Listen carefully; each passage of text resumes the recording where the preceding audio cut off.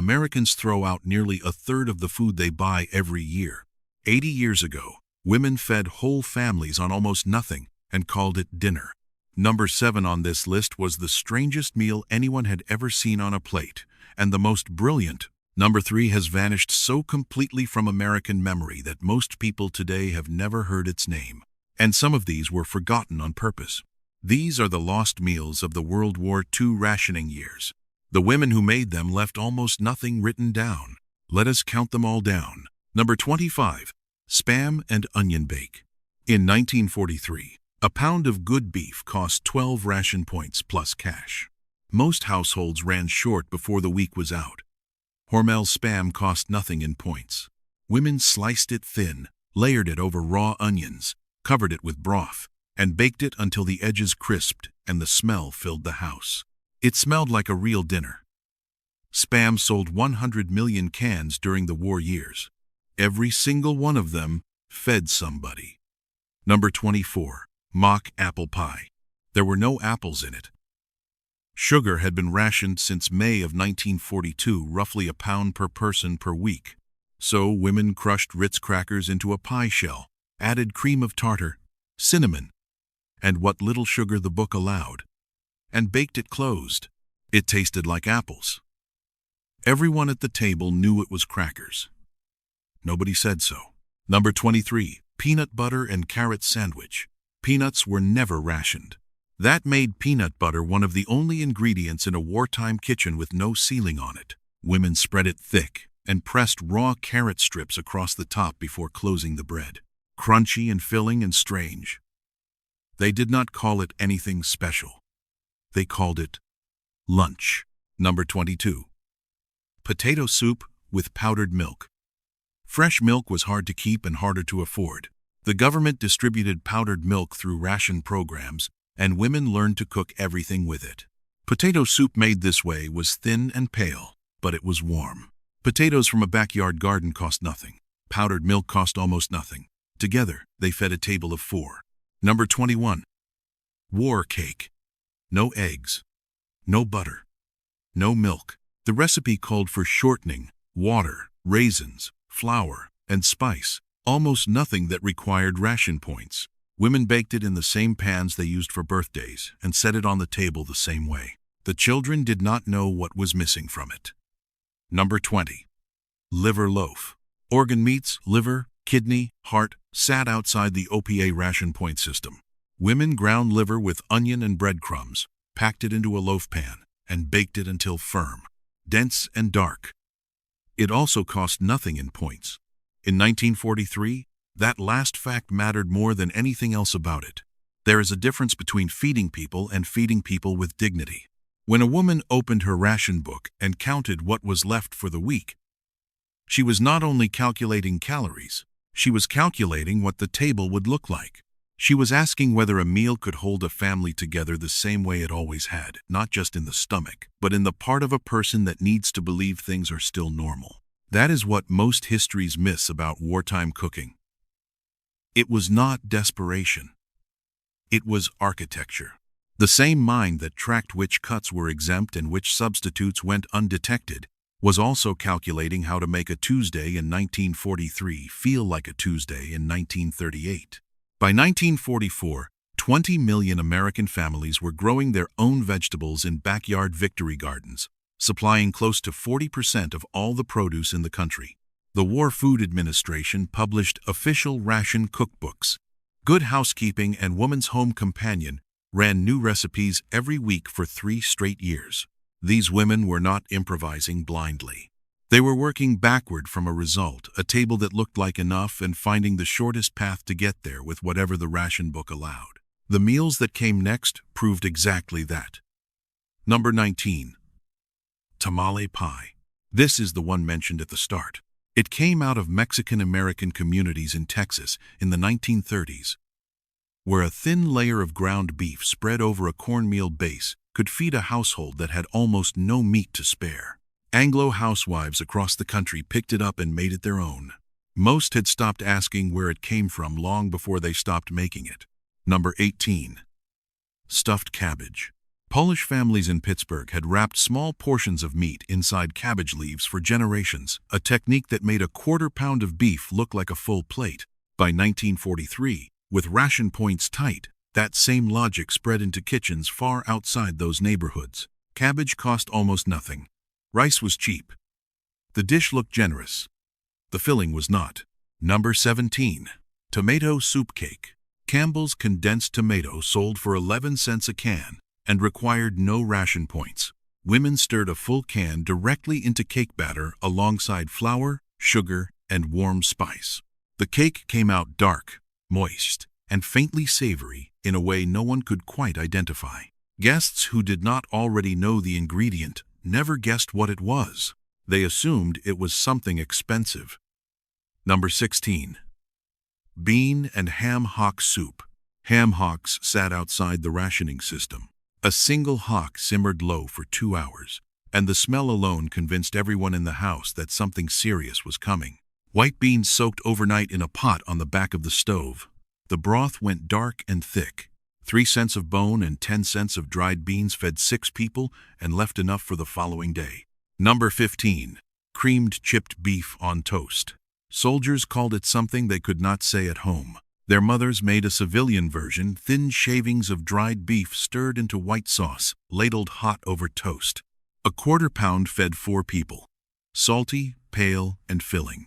Catholic families in particular ate it every Friday, not because they had any particular love for it, but because the rule required no meat and the ration book allowed nothing better. Number 14. Oatmeal meatloaf. Ground beef cost 8 ration points a pound. Women packed rolled oats directly into the meat before shaping the loaf.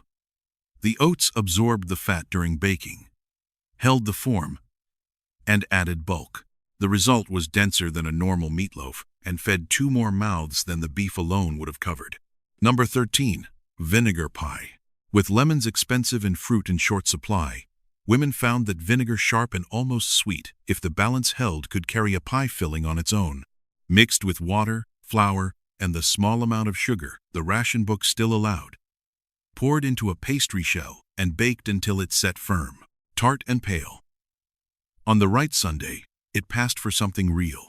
People tend to assume these meals disappeared because they were not very good. That is not what happened. After the war ended, America rebuilt itself in a very specific direction.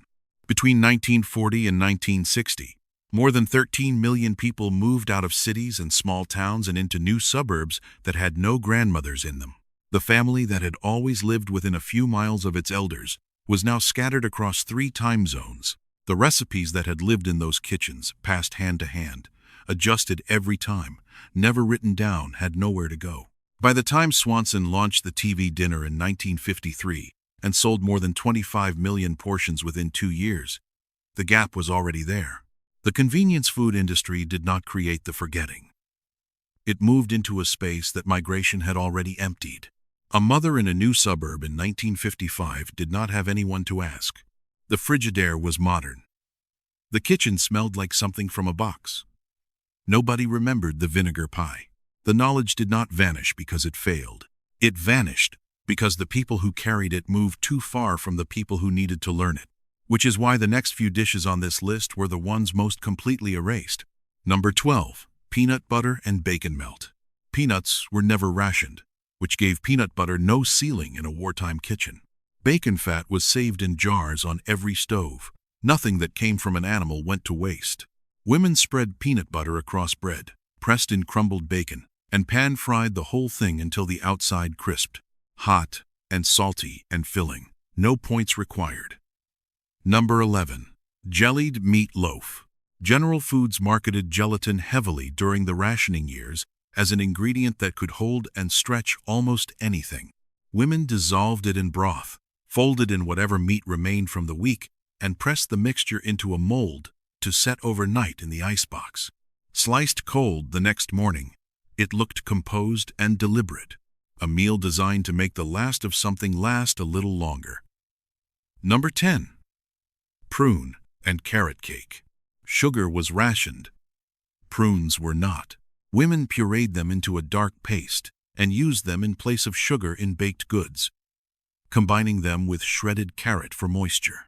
The cake came out dense and barely sweet, with a color that looked richer than it tasted. Not quite a birthday cake, close enough to serve as one. Number 9. Cracker and sardine bake. Sardines canned along the Maine and New England coast sold without ration restrictions. Women layered them over crushed saltines in a baking dish, covered the top with thin white sauce, and baked it closed until the crackers softened through. The fish held together. The whole pan cost under 20 cents. It fed a family. Number 8. Creamed potato and celery casserole. No meat, none at all. Women diced potatoes and celery, stirred them into a thick cream sauce made from powdered milk, and baked the dish until the top browned. From New England to the Gulf Coast, every regional kitchen had some version of this. It asked nothing from the ration book and came back with a full plate. Number 7. Mock chicken legs. Small pieces of pork and veal were pressed together around a wooden skewer, shaped by hand into the rough form of a drumstick, rolled in breadcrumbs, and fried until golden. On the right plate, at the right distance, they looked exactly like what their name promised. Families served them and called them chicken. Nobody corrected the description out loud. Number 6. Mustard greens and fatback.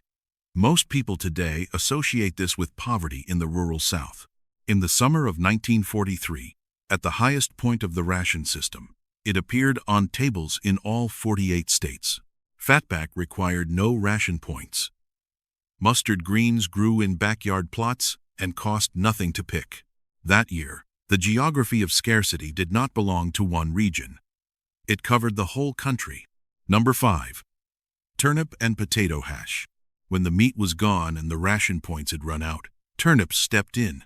Women diced them alongside potatoes and fried the whole mixture in whatever fat remained in the pan, then brought the skillet to the table still hot. No one needed to explain what the turnips were replacing. The family already understood. They ate without commentary, the way they ate most things in 1943 quietly, and grateful it was warm. Number 4. Lard sandwiches with salt. Women working the overnight shift at defense plants carried these in brown paper bags. 2 slices of bread, a thick spread of lard, a pinch of salt, nothing else. Lard kept longer than butter, cost less, and required no ration points. This was not a Depression-era meal born from economic collapse. This was a wartime meal, carried by the hands building the ships and the planes, eaten in the dark between shifts, with no time to sit down. Number 3. Desperation soup. It never had a name on paper. Women saved the second boil of a chicken, carcass bones already used once, added whatever vegetable peels remained, and stirred cold flour slowly into the thin broth until it thickened just enough to hold together in a bowl. It appears in more handwritten family diaries from the war years than any dish with a formal title. No recipe card survives for it.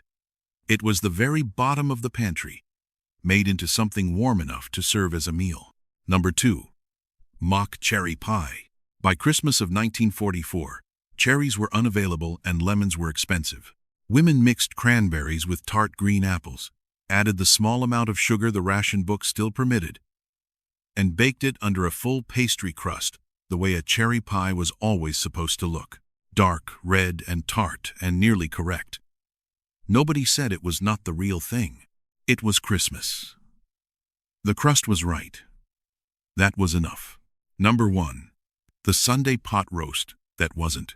Sunday dinner in an American home in 1944 was a ceremony, not a meal. Women took the smallest cut of beef the ration book could cover, surrounded it with 8 kinds of vegetables drawn from the garden and the root cellar, and arranged everything on the largest platter in the house.